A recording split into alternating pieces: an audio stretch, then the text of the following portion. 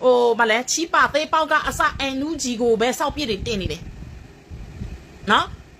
啊，库这马都讲，你个人比那个，喏，是耶，啊，有诶，没事咯，这马都 PRB 的，这马都嘛胖出来的，没事不喏，啊嘛，单个这马都讲，喏，哦，嘛嘞，不表嘞，差别的，胖出来路表的你呀嘛，胖出来所以，啊嘛，这呀嘛后边呢，嘛这呀所表理解表说你哪里个，哎呀，胖出来路个。但欧洲的老的老样有，哎，胖出来都可的。啊，或者嘛都表你的这个老伢呢，叫做炒呢，对嘛？这一边那个偏偏怎么样？啊，张牙的啊喽，都都老呀，不嘛，蒙地不了，这嘛都个表送你的，偏的对，胖出来老啊，没好。然后这嘛都表怎么样的？喏，掏表里边你呀妈的嘞，边你呀妈，喏，没好不边你呀妈妈你的嘞说的，掏表里。啊，这看来来的路牛耶，啊，没都刚上几个烧干的吧的，啊，都都如果跟人个烧干的吧的，手比着没养牙齿路，我没晒的下的烧标不着，那今天哎的跟人嘛，把来都那么，A 啦，那 A 啦，都个不了来的吧，嘛好比的，那国家他标的人都话好他们有变标的，国家他标，那个标老是那个掏表里，哎，他怎么，那怎么，不路标呢？就妈妈都不着上天的拉路。ကိုပြောတဲ့အရာတွေကနော်ကိုကလည်းအလုပ်တစ်ဖက်နဲ့တော်လိုက်ရေးလုပ်နေတာဖြစ်တဲ့အတွက်သူတို့လိုမျိုးမအားရနေဘူးအချိန်လည်းမရှိဘူးအဲအကြောင်းကျွန်မ block လိုက်တယ် block လိုက်တော့သူ့ကို block ပေးတယ်တဲ့ညီချင်လိုက်တာလက်ကောက်ပဲနော်အဲ့ဒါကြောင့်မို့သူတို့ပြောရမှာကလက်ရှိကရင်ပြည်နယ်ကိုတနတ်နဲ့မိုးပြီးတော့အုပ်ချုပ်နေတဲ့ကရင်ကျင်းစားလက်နဲ့ကင်လေးကျွန်မတို့ကခွေးကိုပြောနေတာလေခွေးကိုပြောလို့မင်းတို့နားနေတယ်ဆိုရင်မင်းတို့လည်းခွေးမျိုးတွေပဲပေါ့ရှင်းရှင်းလေးနော်အဲ့လူကြီးကကရင်မှာဥဆောင်ခွင့်ရှိလို့လားအဲ့လေအဲ့ဒါကိုအဲ့လူကြီးဥဆောင်ခွင့်မရှိဘဲနဲ့โอ้ชี้ปากเตะเป้าตัวเลียนเลยตัวเลียนเลยไอ้นุ่งจีกูเบ้เศร้าเปียโพเลยเนาะตัวบเลยจิ้งขันยาเลยดิไอ้นุ่งจีกูเบ้เศร้าเปียเปียวเลยไอ้นุ่งจีขมยาเนาะตัวก็บาดคู่มาเต้าเบียงมูนอกไปดอกเนาะก็ยินเนี่ยมาเปียวว่าไม่สวยไอ้ที่อาสงยาอุสุดิกะอาคู่สวยจีเนาะบอจอแฮกเคอะไรสิอุสิเจ้าพี่ปีได้นอกมาตัวว่าบัดเลยก่อตู้เลยดำยาลูลาพอจอให้ลูลาเนี่ยคุยชาลูไม่ยาหรอกเนาะตัวชิ้นๆน่ะมาเตะด่าได้ไหมจะมาดูว่าคุยกูเปียวสิตัวหนาดิตัวก้าวสองจีเลยกูเปียวแล้วสิตัวหนาดิเนาะဒါကြောင့်မို့တန်နိုင်အခုတိုင်းရင်သားเนาะ135မျိုးလုံးထဲမှာကရင်လောက်လူမျိုးရေးခွဲခြားတာကရင်ပဲရှိတယ်အခုဘသူမှမပြောဘူးနော်လူမျိုးရင်းနဲ့အကြောင်းဘသူမှမပြောဘူးသူကရင်တွေပဲရှိတယ်အဲ့ဆိုကရင်တွေကသွေးခွဲရလွယ်တယ်လေကရင်ကမြောက်ပင့်ရလွယ်တယ်လေကရင်ကနော်သူများဟိုဘယ်လိုပြောမလဲချေအောင်ခေအောင်နော်အသေးပါမောင်းလို့နော်မလာမလာသူတို့မသိသူတို့မြောက်ပင့်ထုတ်ကောလောက်ကြည့်လိုက်ဟာသူတို့မနှတ်တခွဲသားနဲ့စောက်ပြစ်လည်းမရှိဘူးစောက်ဖြစ်လည်းဘာမှလည်းမလုပ်တတ်ဘူးအဲ့ဒါကိုသူတို့စောက်ထိန်ချီးနေပြီးတော့လူမျိုးရေးနဲ့နော်အဲ့ဒီလူမျိုးရေးနဲ့စကားပြောတဲ့လူကိုကြည့်လိုက်လို့ဆိုရင်လေတရားမှစောက်ခွက်တွေမပြရဘူးမင်းတို့ကရင်စစ်နော်မင်းတို့သာတော်လန်ရဲသမားထားလိုက်ပါတော့ဗမာလူမျိုးခွဲခြားစီအောင်တော့မင်းတို့ကရင်စစ်ဆိုရင်ဘာလို့စောက်ခွက်တွေမပြရဲတာလဲစောက်ခွက်တွေပြကြလေနိုင်အေဂျီကကရင်မစစ်အုပ်စုအလိုကြပြည်သူတွေကဒီမိုကရေစီစနစ်ကျင့်သုံးဖို့အစဉ်သင့်မဖြစ်သေးဘူးတဲ့အဲ့လေအဲ့ဒါပဲလေအဲ့ဒါကြောင့်မို့ကျမပြောတယ်ကျမတို့နော်ကျမတို့ပြောတဲ့စကားလူစကားခွေးစကားမဟုတ်ဘူးခွေးတွေနားမလဲလို့ရှိရင်သူတို့နာလို့ရှိရင်ခွေးတွေကိုပြောတာနော်ခွေးစောက်တော့မကြတဲ့ဒီခွေးတလိုက်ဆန်တွေကိုပြောတာသူတို့နိုင်သူတို့လည်းခွေးပေါ့အဖေအရှင်းလေးပဲနော်ဒါကြောင့်မို့ကျမတို့ပြည်သူတွေနော်အခုဘာကြောင့် NUG ရဲ့ COC အောက်ကိုသူတို့မဝင်တာလေအခုသိပြီလေတပိုတမင်းအာနာယူတွေများနေလို့လေစဉ်းစားကြည့်ပေါ့သူတို့က30နှစ်ပြူဟာမှာပါဝင်နေပါတယ်ဝိုင်းပြီးတော့တိုက်နေပါတယ်နော်30နှစ်ပြူဟာမှာသူတို့ဝိုင်းပြီးတော့တိုက်နေတာပဲဒါပေမဲ့ကရင်အောက်ချုပ်ရေးကိုသူတို့မဝင်လျှောက်ဘူးကရင်အောက်ချုပ်ရေးကိုသူတို့ဝင်ပြီးတော့မဆုတ်ဖက်ဘူးကရင်အောက်ချုပ်ရေးကိုဝင်မစုပ်ဖက်ဘူးဒါပေမဲ့ကရင်ကလည်းလက်ရှိ KNU ကလည်းနော် BGF DKBA ရဲ့လက်အောက်မှာပဲနော် BGF တွေ KNU BGF တွေခိုင်းတယ်လို့သူတို့လည်းနေရတာဒါဆိုမင်းတို့ PDF တွေဆိုရင်ဘလို့မလဲ PDF တွေဆိုရင်ဘလို့လောက်တော့မှလဲကရင်ပြည်နယ်မှာဘာမှလောက်လို့မရဘူးနော်ဒါကြောင့်မို့ကျွန်မအခုပြည်သူကရင်လူထုတွေကိုပြောချင်တာကမင်းတို့ကရင်လက်နိုင်ကြေးစားလက်နဲ့ကင်တွေကိုထောက်ခံအားပေးတယ်ဆိုရင်မင်းတို့လည်းကြားဖြန့်ကိုထောက်ခံအားပေးတာနဲ့အတူတူပဲဒါဆိုရင်ကျမတို့တော်လန်ရဲ့အလုံးမှာနော်တော်လန်ရတော့သေချာပါအောင်မြင်မှာပါဒါပေမဲ့တော်လန်ရဲ့အလုံးမှာကျမတို့ကရင်လူထုတွေနော်ဒီလက်နဲ့ကင်တွေကိုထောက်ခံအားပေးလို့ဆိုရင်ကျမတို့ကကြားဖြန့်နော်မကောင်းမှုဒုစရိုက်တွေကိုထောက်ခံအားပေးနေတဲ့ကရင်လူမျိုးစုတွေဖြစ်သွားလိမ့်မယ်ဒါကြောင့်မလို့နော်အခုကတည်းကကျမတို့ပြည်သူတွေရဲ့စန္ဒကို ပြည်သူတွေရဲ့သဘောထားကိုအခုကတည်းကပြသားပေါ်ထုတ်ရမယ်စန့်ကျင်ရမယ်နော်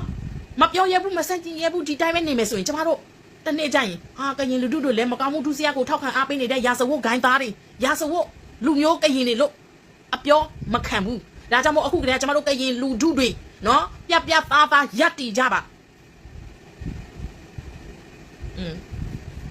ခွေးပြောရင်ခွေးနာသေးတယ်ဟုတ်တယ်ဟဲ့ခွေးရလေလိမ်မာသေးတယ်ခွေးရသခင်ကိုသိသေးတယ်နော်ကျမဟိုစာဗီဒီယိုလင့်တစ်ခုတွေ့ရတယ်အိုးခွေးရလိမ်မာလိုက်တာသိလားသူ့ရဲ့သခင်ကလေအိမ်ပြန်ရောက်လာခါနီးပြီးအဲ့ဒါဟိုစာလေ CCTV ရှိတယ်အဲ့ CCTV အတန်နဲ့ပေးလို့ရတယ်သူ့ခွေးရသူဘယ်လိုပြောလဲသိလားငါအခုပေါ့သူ့နာမည်နဲ့သူကဥပမာဟိုဗလဲမက်ဆီပေါ့ထားလိုက်တော့မက်ဆီရေဟိုအမေပြန်လာပြီးနော်မိုးရွာတော့မင်းဗလဲအဝတ်လမ်းထားတယ်ရောက်ပေးပါအောင်ဆိုပြီးတော့ CCTV ကနေသူအမိတ်ပေးတာဟဲခွေးလေးကလေတကယ်ပဲနားလေတယ်ကွယ်သူ့ရဲ့ဟိုဗလဲအဲ့ဒီဝလန်တာမှာလမ်းထားတဲ့အဝတ်စကိုတွားပြီးတော့ရောက်ပေးတယ်အေးခွေးတော်မှမင်းတို့ထက်တော်မှသစ္စာရှိသေးတယ်သခင်ပေါ်နော်သူ့ရဲ့မွေးမိခင်ပေါ်သစ္စာရှိသေးတယ်မင်းတို့ကခွေးလို့ပြောရင်ခွေးတော်နာဦးမယ်နော်ဒါကြောင့်မလို့အခုမူလခန်းစားချက်ရွယ်ချက်အတိုင်းလုံနိုင်ခဲ့ကြတာရှိတယ်လို့မူလခန်းစားချက်ရွယ်ချက်အတိုင်းကွဲလွဲလာကြတာလည်းရှိပါတယ်ပြောရရင်မြေခံရေခံမိမိရဲ့စင်ချင်းတုတ်တရားနှစ်ပိုင်းပြောရပါမယ်တကယ်စေတနာမှန်တဲ့တိုင်းရင်းသားလက်နက်ကန်တပ်ဖွဲ့တွေစီရောက်သွားတဲ့ PDF တွေကတော့စစ်ပညာတွေရတယ်လို့မူလခန်းစားချက်မူလရွယ်ချက်အတိုင်းဘာမိုင်းမှအထက်မခံရပဲလွတ်လပ်ပြန်ပန်းခွင့်ပေးပါတယ်အဲ့ဒါ KIA AA နော်ကရင်နီချင်းအဲ့ဒီအရာအိုဒေတာတွေကို MDA မပါဘူး TLA မပါဘူးကရင်မပါဘူးနော်အဲ့လူတွေကတော့ကန်ကောင်းတယ်ဒါကြောင့်မို့အခု NUG ကိုစောက်ပြစ်ပြောစောက်ပြစ်တင်ဖောင်းထုထိုးချနေတဲ့အုပ်စုအများစုကကရင်ပြည်နယ်ကကြီးပဲဘာလို့ဆိုတော့ तू ကဒီမိုင်းတွေနဲ့နော်သူတို့သွင်းထားတာဖြစ်တယ်နော်မဲဆောက်တို့ပြောမယ်ဆိုရင်သူတို့တွေကရေသားကိုအချောင်လိုက်ရနေလို့ကျွန်မပြောမယ်နော်ကျွန်မတို့တခါလဲကျွန်မတို့ပြောခဲ့ဘူးလေကရင်ပြည်နယ်မှာစစ်မှန်တဲ့တော်လှန်ရေးသမားတွေအများစုကတော့တခြားနေရာကိုပြောင်းကြကုန်ပြီးကရင်ပြည်နယ်မှာတော့ကြံတဲ့လူနော်အဆက်အမှန်ကြံတဲ့လူရှိမယ်ဒါပေမဲ့ဘာမှလုပ်မရဘူးနော်ရေလိုက်ငါလိုက်နေချင်နေမယ်ဒါမှမဟုတ်လေသူတို့ကဟိုတခြားနေရာကိုဥပမာထိုင်းကိုထွက်ပြေးတာတို့ဘာလို့ရှိချင်ရှိမယ်ဒါပေမဲ့ငဇွဲတို့လူကြတော့ငဇွဲကနော်တော်လှန်ရေးအတွက်ဥတီချက်မရှိဘူးနော်ကြုံပြောထားမယ်ဥတီချက်လုံးဝမရှိဘူးငဇွဲကကရင်ဖိုက်တာကြီးတွေထဲတော်မှာအာနာပါဝါရှိတယ်ဘာဖြစ်လို့ဆိုတော့သူက PDF ဆိုပြီးတော့ရက်တီလို့ရတယ်တီးချရက်တီလို့ရတယ်နော်ကျမတို့ပြည်သူတွေစဉ်းစားကြည့်ပေါ့ဘာကြောင့်လဲငဇွဲရဲ့လားရကိုနော်စစ်ကြည့်လိုက်ပါသုံးသပ်ကြည့်လိုက်ပါနော်ကျမဒါပဲပြောမယ်ကျမတို့ပြည်သူတွေအဲ့လောက်ထိမအားတော့ဘူးထင်ပါလေအေးဒါပေမဲ့လူမျိုးရေးနော်မုတ်တီးတဲ့အုပ်စုတွေမြက်ကမ်းမျိုးချစ်အုပ်စုတွေကတော့ငဇွဲဘဲကရက်တီတော့ပြောမှာပဲသူတို့ကိုကြည့်လိုက်လို့ရှိရင်လေသူတို့အမှန်မှသူတို့ပြောရမှာကကရင်ပြည်နယ်ကဥပမာမျိုးရံနောင်သိန်းနဲ့ငဇွဲတို့ဖြစ်တဲ့ကိစ္စမှာနော်ဒါသူတို့ဘာမှအချင်းချင်းသူတို့ပြောရလေဘာမှအချင်းချင်းကတို့နဲ့မဆိုင်ဘူးမအေးလို့မင်းအွန်လိုင်းဟိုတိုက်တယ်သူတို့နဲ့မဆိုင်ဘူးဘာမှအချင်းချင်းဖြစ်တဲ့ကိစ္စနောက်တစ်ကောင်ကျမကိုလာမန်းတာရှိသေးတယ်နော်ကရင်တစ်ကောင်လာမန်းသွားတာရှိသေးတယ်နင့်အမေနဲ့နင့်ဦးလေးတဲ့အမွေလူနေကြတာကိုနင်စိတ်ပူတဲ့အမေစုနဲ့မင်းအွန်လိုင်းကိုဒီတော်လိုင်းရဲ့ကအမေစုနဲ့မင်းအွန်လိုင်းတို့အာနာလူတယ်လို့သူကတင်စားသွားတာဒီစကားကလေကျမအမျိုးအရင်ခောက်ကိုယ်တိုင်ပြောခဲ့ဘူးတဲ့အမေဗလဲတော့အောင်ဆန်းစုကြည်နဲ့မင်းအွန်လိုင်းတို့အာနာလူလို့လူငယ်တွေအများပြားတရားတယ်ကျမအမျိုးအရင်ခောက်ပြောခဲ့ဘူးတဲ့ဒါတော့မှဆရာမအဆင့်နော်ဆရာမအဆင့် NGO လဲတက်ဘူးတဲ့ဒါမဲ့သူတို့အသိတရားကလူမျိုးရဲ့အစွန်းရောက်တယ်အသိတရားမရှိဘူးပညာတက်တယ်ဆို तू ကစာပဲတက်တာပညာမတက်ဘူးပညာမဲ့တယ်နော်ဒါကြောင့်မလို့ तू ကအဲ့လိုမျိုးကျမကလာပြောတယ်နော်ကျမလည်းပြောလိုက်တယ်အေးနေမပူနဲ့တော့အောင်ဆန်းစုကြည်နော်ဒီဗမာဘက်ကနေမပူနဲ့ဗမာတွေကမအေးလို့မင်းအွန်လိုင်းကိုပြပြသားသားတိုက်တယ်မပူနဲ့သူတို့ဗမာတွေစီးလုံးတယ်ညီညွတ်တယ်ဗမာတွေညီညွတ်တယ်နေမပူနဲ့နေပူရမှာကကရင်အခုကရင်အချင်းချင်းမစီလို့ဘူးကရင်ပြည်နယ်မှာဖားရုပ်တွေများနေလို့နော်ဖားရုပ်တွေဒီထက်ဖားရုပ်တွေများနေလို့အခု AIDS များလာတယ် AIDS ယောဂါတွေများလာပြီးတော့နော်နေပူရမှာကနေမိသားစုနေရဲ့နော်သားတွေသမီးတွေမြေးတွေမြင့်တွေညီမတွေအမေတွေနှမတွေနေပူရမှာဘာဖြစ်ဆိုကရင်ပြည်နယ်မှာဟိုဖားရုပ်တွေများပြီးတော့နော်မာစတွေဖားရုပ်တွေများပြီးတော့ AIDS တွေပေါ်များလာတယ်ဒါကြောင့်မို့你也没打住的，没顾身来不落标路没呀不。ဒါကြောင့်မို့နေစိတ်ပူပါနေမိသားစုနေအမျိုးတွေကရင်ပြည်နယ်မှာရှိတဲ့နေမိသားစုနေအမျိုးတွေကိုနေစိတ်ပူပါဗမာတွေကိုနေစိတ်မပူနဲ့ကျွန်မအဲ့လိုမျိုးပြောလိုက်တယ်ဟုတ်တယ်နော်အိုကြီးထမိတ်ခိုးပြောတဲ့စကားဟုတ်တယ်လေဒါကြောင့်မို့အခုအန်လူကြီးကိုဖောင်းထုထိုးချနေတဲ့အုပ်စုကဒီကရင်တွေကနေပဲလာတာတခြားလူမျိုးကမလာဘူးနောက်ပြီးတော့ TNLA နော် MDA တော့အဲ့လောက်မလာဘူး MDA ကအဲ့လိုမျိုးမလာဘူး TNLA ကလည်းဒီလိုပဲနော်ဒါပေမဲ့ကရင်ထက်ဆိုင်တော့ TNLA ကနည်းနည်းတော်တာပေါ့ဒါကြောင့်မို့ကျွန်မပြောပါတယ်ဖတ်အုပ်စုရဲ့လက်မင်းကြီးရဲ့နောက်မှာကဲ့ရင်ပဲအခုဆယ်လီကြီးတွေထောက်ဖို့ဘယ်နှစ်ဖွဲ့ဘယ်ဆက်နှစ်ဖွဲ့ဒီအုပ်စုတွေကိုကြီးလိုက်မဲဆောက်မှာဒါပေမဲ့တခုရရှိနော်အခုထိုင်းနိုင်ငံမှာထိုင်းပလိုက်တွေပြပြသားသားဖမ်းနေပြီဒီအုပ်စုတွေကိုမြင်ဖမ်းမိပါစေလို့ကျွန်မတော့ဆုတောင်းလေးစံကုန်မြေလေးအုပ်စုတွေနော်ဖမ်းမိပါစေဆောက်လောက်ဆောက်ကင်မရှိအဲလူကြီးကိုထိုးချပြီးတော့ဟာအလူခံဆယ်လီကြီးတွေလောက်တော့သူတို့နော်ငွေတွေထောနေတာဒီလူတွေကဂျားဖြန့်မလောက်ဘူးလို့မပြောနိုင်ဘူးသူတို့ကိုကြည့်လိုက်လို့ရှိရင်စိတ်ခံကားတွေစိတ်ခံတိုက်တွေနဲ့ဟိုတကယ်အဆင်မြင့်ကြတာဒီလူတွေကဂျားဖြန့်နဲ့မပတ်သက်ဘူးလို့ပြောလို့မရဘူးဆောက်လောက်ဆောက်ကင်မရှိဘူးနော်စိတ်ပြေနှပြေအေးဆေးသူတို့နေနိုင်တာဂျားဖြန့်နဲ့ပတ်သက်နေလို့ပဲသူတို့နေစမှနေတာလीအဖေကရှင်းလေးပဲနော်ဒါကြောင့်မလို့ကျမတို့ပြည်သူတွေတော်လန်ရဲ့အမြန်ပြီးချင်လားပြီးချင်တယ်ဆိုရင်အဲလူကြီးရဲ့ပြီးအောင်အဲ့ကို COC အောက်ကိုဝင်ကြပါနော်ကျမတို့ပြည်သူတွေနော်ပြည်သူတွေစီလုံးညညွတ်လို့ရှိရင်ဘယ်လက်နဲ့ကန်ကမှကျမတို့ပြည်သူတွေကိုအနိုင်မရဘူးเนาะဒါကြောင့်မို့အခု NUG MOD ကိုဖောင်းထုထိုးချနေတဲ့အုပ်စုဒီအာနာယူအုပ်စုတွေပဲကျမကတော့နှစ်ဖက်ပဲရှိတယ်ကျမအဲ့လိုပဲတွေးတယ် NUG MOD ကိုဖောင်းထုနေတဲ့အုပ်စုမန်တမြအကုန်ကျမတို့အာနာစီလို့ပဲကျမတို့သမားတော်လိုင်းသမားမဟုတ်ဘူးတော်လိုင်းသမားတို့ဆိုရင်ကျမတို့လိုမျိုးတော်လိုင်းအမြန်ပြီးချင်ပြီနောက်ပြီးတော့ခုနကတော့ပြောဖို့မေ့သွားတယ်โอเคရင်အစွန်းရောက်မှနန်းကြီးအေးက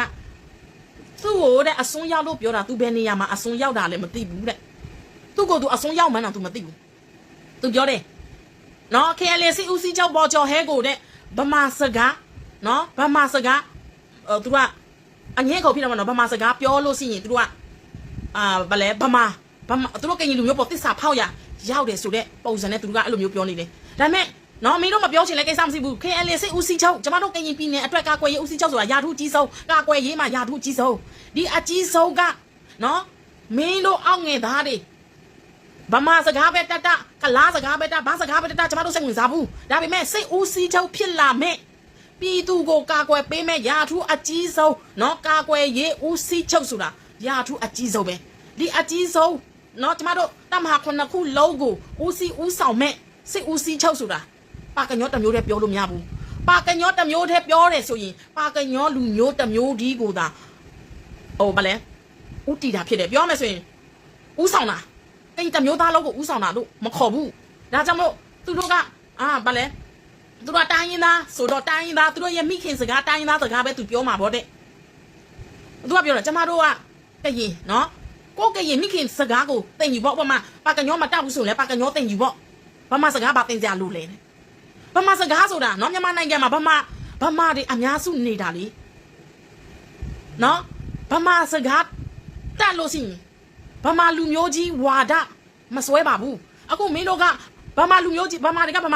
ဒမစွဲပဲနဲ့မင်းတို့ကရင်ပါကညောတွေကလူမျိုးကြီးဝါဒစွဲနေတာအခုပေါ်တင်မဲလေကရင်အချင်းချင်းတော့မှပါကညောသူတို့ပါကညောတချို့ပြောတယ်နေတို့ကရင်မပါဘူးတဲ့ငါတို့ကရင်အဲ့လိုမျိုးခွဲခြားသေးတယ်ဒါကြောင့်မို့ဘော်ကျော်ဟဲကိုပြောလိုက်မင်းတို့ဗမာစကားမပေးပြောစီတင်ဘူးဆိုရင်လည်းရတယ်ဒါပေမဲ့ဘော်ကျော်ဟဲကိုမင်းတို့တင်ညာခိုင်းလိုက်နော်သူစစ်ဦးစီးချုပ်ကသူ့ရဲ့ကာကွယ်ရေးစစ်ဦးစီးချုပ်ကပါကညောလူမျိုးတမျိုးဒီကိုသာနော်တမျိုးတည်းကိုသာကိုစားပြုတ်တယ်လို့တယုံတင်ညာပေးလိုက်ဒါဆိုရင်ကျမတို့ဘော်ကျော်ဟဲကိုဖိအားမပေးတော့ဘူး